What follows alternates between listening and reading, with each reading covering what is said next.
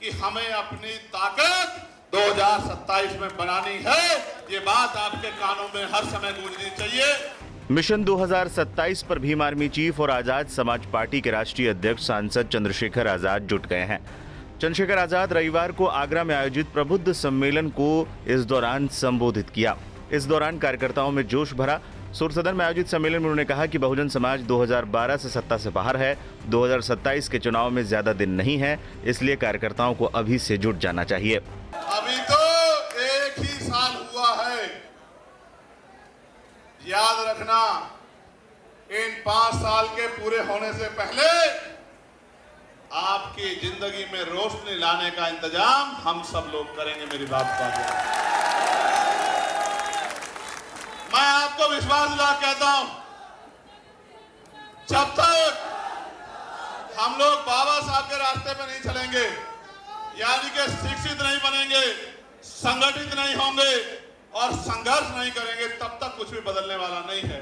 और मैं फिर आपसे कहता हूं, पार्टी के नेताओं से कहता हूं, भीम आर्मी के साथियों से कहता हूं, कार्यकर्ताओं से कहता हूं, मांगने से भीख मिलती है, अधिकार छीनने पड़ते हैं।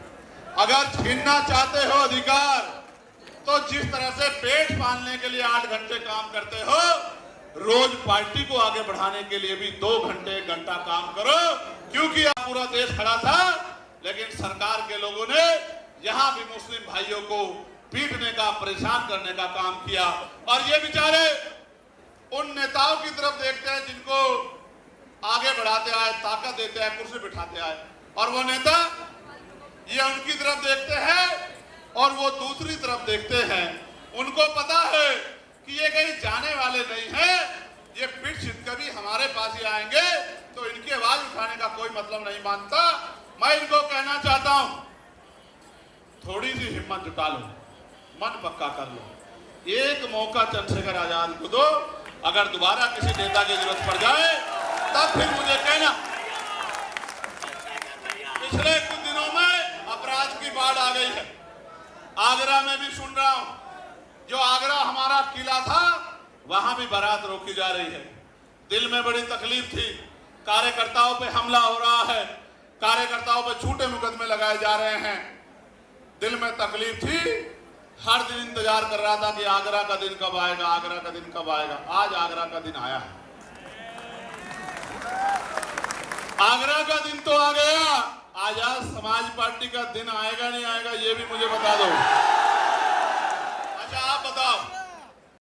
और जो जमीनें हमें मिली थी, उन जमीनों को भी लूटने का काम ये सरकार कर रही है।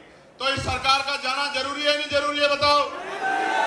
तो सोचो, सरकार चली गई, लेकिन अगर आपकी नहीं बनी तो आपके हिस्से में क्या आया? समझे नहीं समझे? भाई ये फोन इस हाथ में था, अब इस हाथ में चला गया, आपके हिस्से में क्या आया?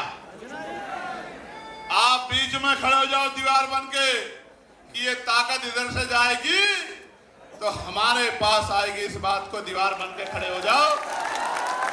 सुबह हो शाम, आप चाहे ईंटें उठा रहे हो, भट्टे पे हो, कोलू पे हो, रिक्शा चला रहे हो, कोई छोटी दुकान चला रहे हो, रेडी पटरी पे हो, एक ही बात आपके कान में गूंजनी चाहिए, जो बात आपसे कह के यहां से विदाई लूंगा, कि हमें अपनी ताकत 2027 में बनानी है।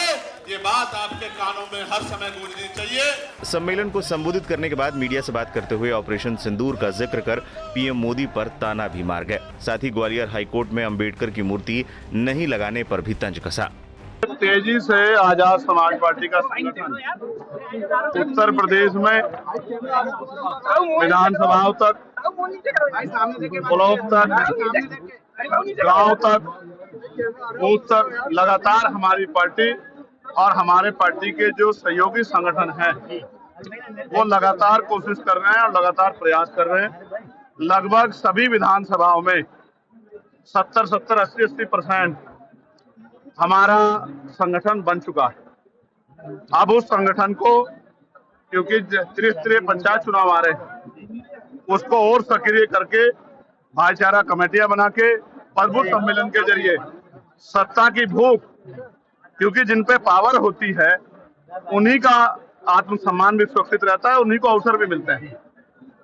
ये भूख जो है, जो पिछले 15 साल में हमारे लोगों में ठंडी हो गई थी, उसी भूख को दोबारा से जगाने के लिए कि वो लोग राजकाज को समझे।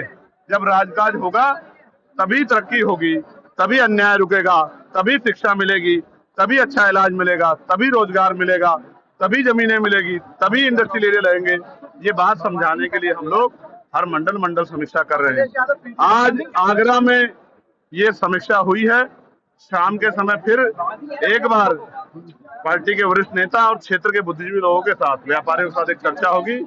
फिर कल अलीगढ़ हम लोग जाएंगे। इसी तरह से ये संघर्ष का कार्यक्रम चलता रहेगा। अगले शुक्रवार को हम लोग दूसरे मंडल की तरफ प्रस्थान करेंगे। सेना के जयकारे लगा के भारतीय जनता पार्टी लगातार, और जो प्रधानमंत्री है वो कह रहे हैं कि मेरी लहू में सिंदूर बह रहा है, क्या कहना चाहिए? नहीं, ये पूर्ण रूप से पॉलिटिकल बयान है। उन्होंने जाके बॉर्डर पे लड़ाई नहीं लड़ी है।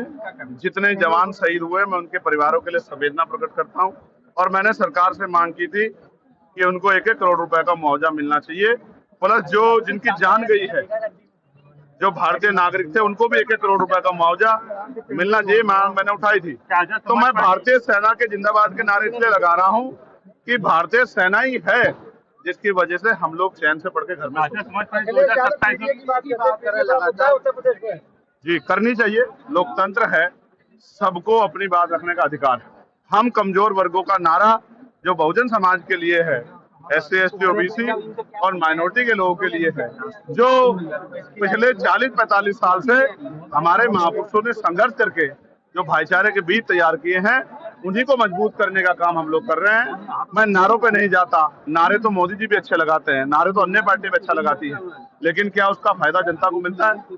तो नारों में कुछ नहीं रखा। कथनी और करनी में जिनके फर्क हैं, देश प्रदेश उनको भी जानता है कि उनको उन सरकारें में आने पे उन्होंने क्या क्या हस्र जो है कमजोर वर्गों किया है, लेकिन छिपाव नहीं।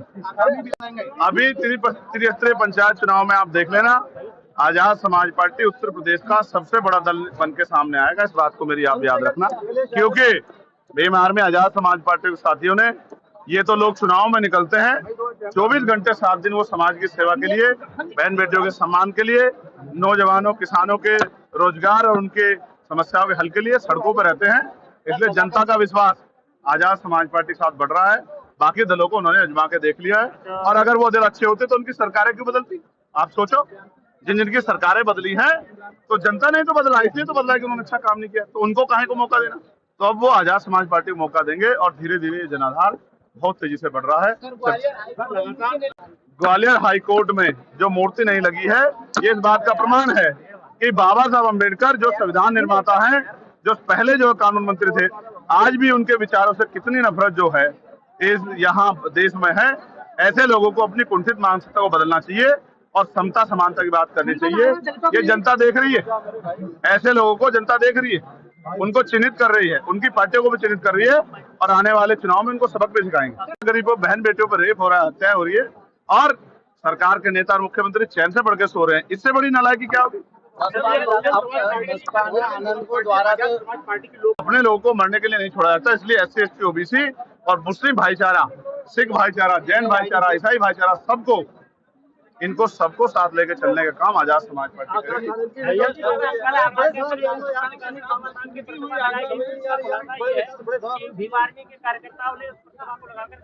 तो छोड़ दी, लेकिन पुलिस ने जिस तरह का व्यवहार यहाँ कार्यकर्ताओं के साथ किया, आप ये बताओ, पार्लियामेंट में तो गृह मंत्री जी ने बाबा साहब के बारे में सब कहे थे, तो सारी पार्टियों ने नारे लगाए थे, सारी पार्टियों ने हल्ला मचाया था।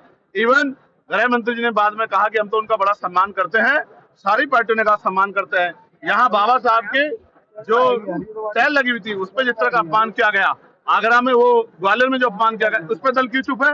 क्योंकि वहाँ आपको पता है कि वो बाबा साहब का सम्मान जो है और उसमें वोट का नफा नुकसान भी है, इसलिए आप चुप हैं।